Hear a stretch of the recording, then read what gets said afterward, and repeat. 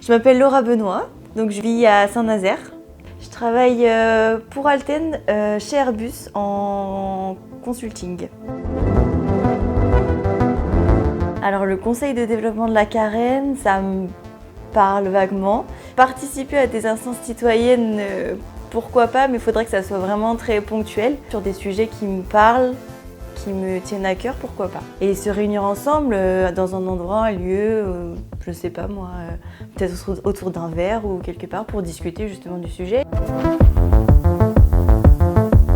J'ai participé à un événement qui nous présentait comment serait Saint-Nazaire en fait dans quelques années avec la montée des eaux, donc c'est sur le changement climatique. J'hésite des fois à participer à ce genre d'événement parce qu'en fait quand j'étais à cette réunion je me demandais mais est-ce que vraiment elle a un impact vu le peu de gens qui y assistent en fait. La session était vraiment très intéressante, ça sensibilise tout le monde en fait au changement climatique et qu'est-ce qu'il faut faire, et ce serait vraiment bien qu'il y ait plus de gens qui assistent à ce genre d'événement pour qu'ils se rendent vraiment compte en fait et que tout le monde, voilà, du plus jeune au plus vieux, là il n'y a pas de question d'âge, que tout le monde se rende compte et puisse adopter des gestes du quotidien et puis sache en fait ce qui peut se passer dans quelques années.